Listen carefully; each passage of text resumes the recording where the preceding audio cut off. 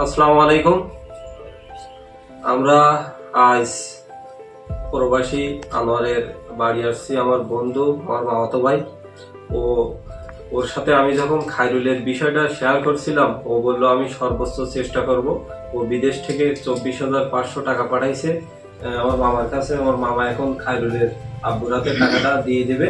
তারপরে আপনাদের সাথে কিছু কথা বলবে। টাকাটা দিয়ে, হ্যাঁ মামা, তুমি কিছু বলবে। মিলনের মাধ্যমে মিলন আমার ছেলের মাধ্যমে যোগাযোগ করেছিল এখান থেকে এক সপ্তাহ আগে, মানে হাসপাতালে যাওয়ার আগে। আমি তো বাড়ি ছিলাম না। আমি বাড়ি এসে শুনে এরকম মিলন আইছিল, ওই খায়রুলির চিকিৎসার জন্য সাহায্যের কথা বলিল।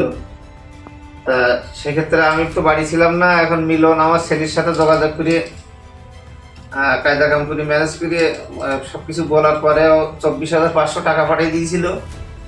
দিলে আজকে সেই টাকাটা আমি উঠিয়ে খায়রুলের আব্বার হাতে দিয়েছি। এখন খায়রুলের আব্বু, আপনি কিছু বলেন। আসসালামু আলাইকুম। আমি আমার ছেলের ডাক্তারটা থাকার কারণে আমি ঢাকায় গিয়েছিলাম। সেখানে অপারেশনে আমার 5 দিন আগে অপারেশন দিয়েছি। আমি সেখান থেকে চলে আসি বাড়ি। প্রায় করতে গিয়েছি চাকরির মাধ্যমে বাসা ছেলে এই টাকাটা আমি আমার সাহায্যের জন্য তারা হাত বাড়িয়েছি।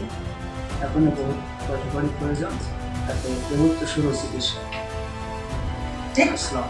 আর সবাই আমাদের জন্য দোয়া করবেন, যাতে ভবিষ্যতে ও আরো মানবিক সহযোগিতার হাত বাড়াইতে পারে, মানসিক সুবিধা আসলে দেখতে পারে। এরকম কাজ করতে পারে।